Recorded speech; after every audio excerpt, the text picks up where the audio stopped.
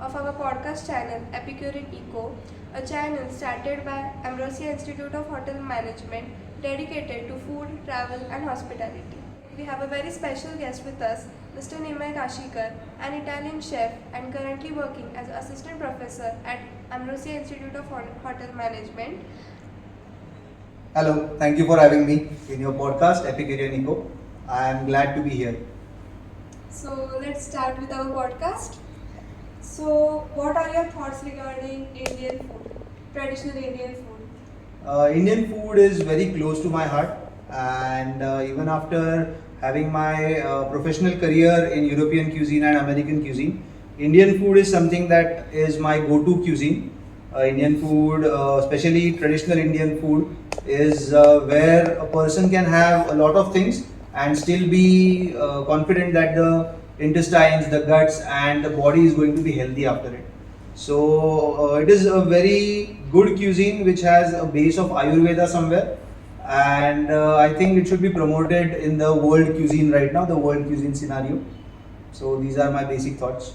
As per your point of view, why do you think that Indian food is increasing popularity worldwide? Somewhere when the French cuisine started evolving, the base of their spices were originated in India. So right from peppercorn, cardamom, cinnamon, cloves, and bay leaves, all these basic khada masala which consist of our main cuisine have somewhere grown their roots into the world cuisine now. So it's time for Indian cuisine to take the next step, where people are gluten allergic, people are dairy allergic, allergic to garlic, and developing new diseases every day. Indian cuisine is set in the world cuisine map to give its remedy for not having such diseases somewhere, is what I feel. And would you suggest a good restaurant near Pune? For Pune, the restaurant that I currently prefer for Indian cuisine is Bharat Bhuvan, which is on Bhanewadi High Street. It specializes completely in Indian cuisine. Their cocktails, for that matter, are Indian cuisine based. They have a lot of essences, natural essences that they use. Then there is Cobbler and Crew, which is in Kalyani Nagar. There is a restaurant called as Gather. There is a Tibetan Vietnamese influenced restaurant called as Yeti and the Monk, which is in Khadki and Viman Nagar, both the places. So these are my go-to restaurants for family gathering.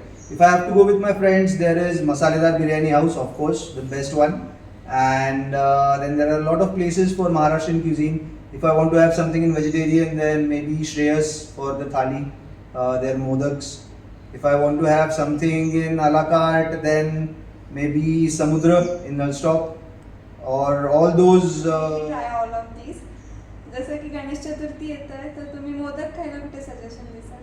Modak आईच्या हाताचेच of course, पण आत्ता मोदकासाठी मध्ये जर मोदक खायचे असतील तर माझ्या मित्राचं एक स्वतःचं स्टार्टअप आहे, ते फक्त मोदक विकतात.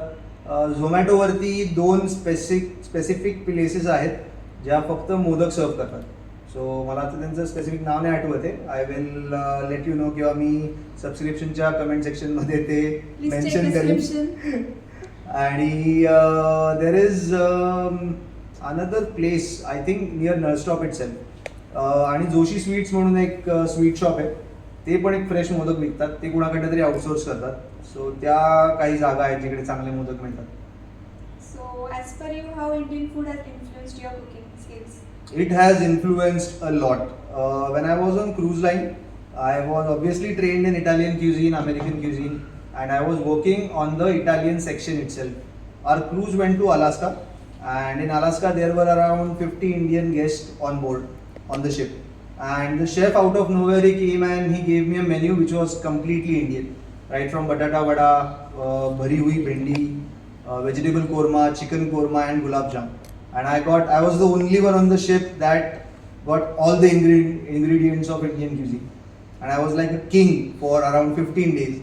So it has influenced a lot, and that made me realize how important traditional Indian cuisine is. What the flavor of just a bunch of curry patta can do in any cuisine.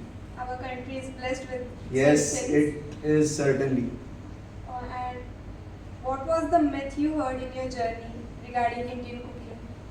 The common myth that I have always heard from Americans, Italians, and Spanish people is that Indian cuisine is very spicy. They only know us as the tikka people, tiki Butter taka chicken. masala. But Indian cuisine, when we started offering them our products, they have come to know that most of our cuisine is vegan. Whatever we eat at home is also vegan.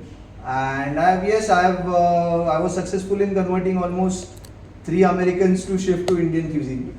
So there are a lot of myths which need to be busted. And if you have a chance to suggest a foreigner an Indian dish, which would that be?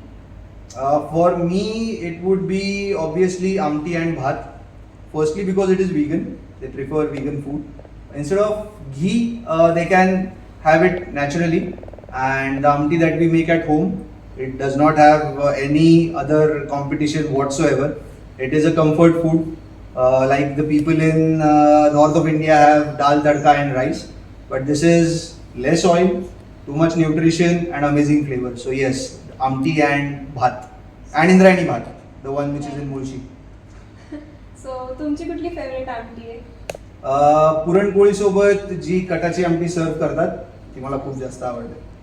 आणि as per you, which would be a spice of India, which is well known, well used, which is beneficial for us? The most important spice which is being used everywhere obviously is peppercorn. The spice trade and everything has made it very famous.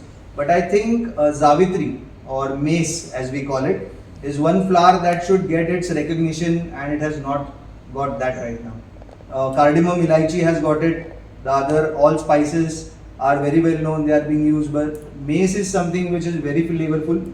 A good butter chicken is always made with mace, so I think it should get its recognition. And which would be an Indian dish that everyone should try once in their life? That is a tough question. I think it should be maybe a palak paneer because people always go for a chicken tikka masala or a butter chicken. But palak paneer is something which is very soothing. It is not that spicy. And yes, vegans won't have it, but it is something that people can go for. Or a sarson ka saag. Actually try it with that soybean tofu thing. Yes, they can definitely go for a soya tofu palak. We'll try it in our kitchen Yes, someday, definitely. How important are spices in our cuisine? Extremely important. I think it is the base, and without spices, Indian cuisine is nothing. Without spices, world cuisine is nothing. But Indian cuisine, I think it is gold for our cuisine. It is the main thing on which all Indian cuisine is based. Is what I feel. Thank you, sir. Thank you so much for having me. Yeah, we are glad that sir came here today.